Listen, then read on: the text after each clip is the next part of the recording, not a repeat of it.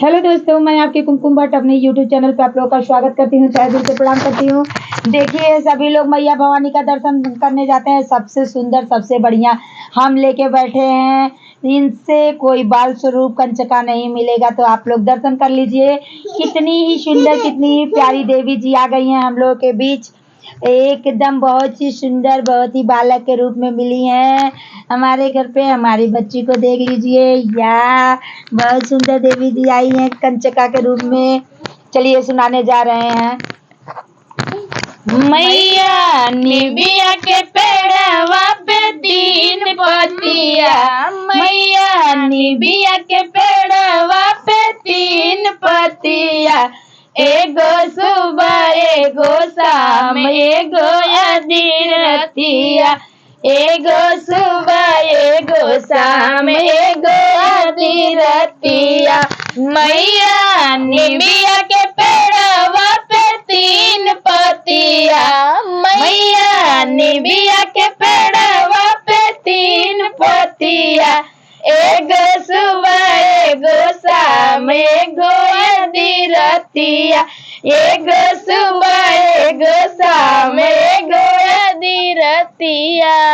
मैया दुआरे अंगड़ा पुकारे, मैया दुआरे एक लंगड़ा पुकारे, लंगड़ा पुकारे, लंगड़ा पुकारे, लंगड़ा के पर दे मैया तीन बेरिया, एगो सुबह एगो शाम एगो अधीरतिया, एगो सुबह एगो शाम एगो अधीरतिया।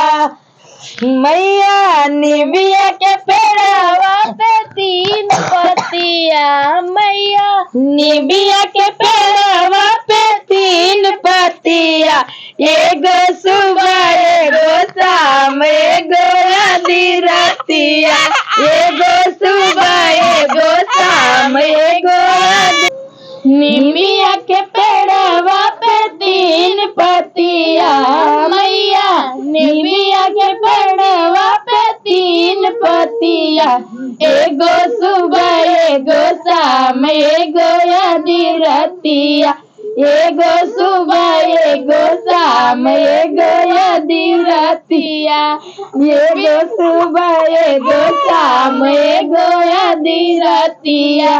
मैया दुआरे एक अनरा पुकारे, मैया दुआरे एक अनरा पुकारे, मैया दुआरे एक अनरा, मैया दुआरे एक अनरा पुकारे, मैया दुआरे एक अनरा पुकारे, अनरा के आँख देला तीन बेरिया, आँख देला तीन बेरिया, एगो सुबह एगो शाम एगो अधीरतिया, एगो सुबह एगो शाम एगो अधीरतिया।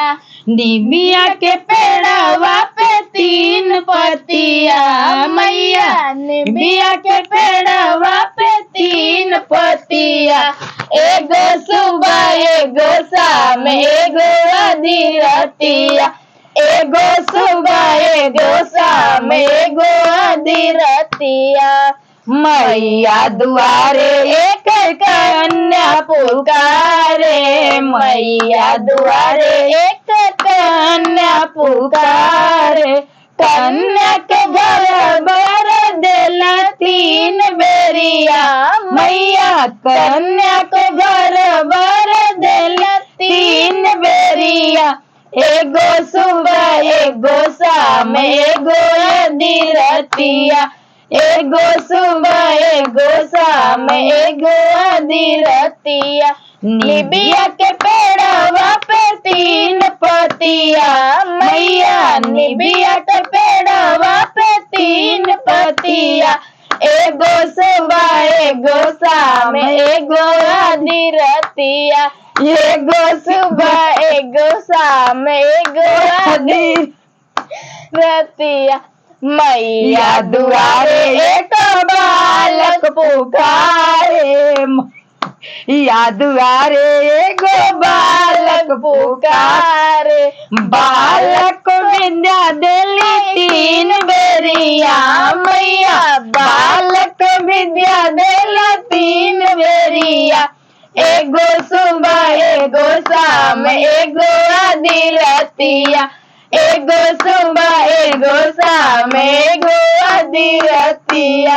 निमिया के पेड़वा तीन पतिया मैया, निबिया के पेड़वा पे तीन पतिया, एगो सुबह एगो शाम एगो आधी रतिया, एगो सुबह एगो शाम एगो आधी रतिया। प्रेम से बोलिए जय माता दी। जय माता दी।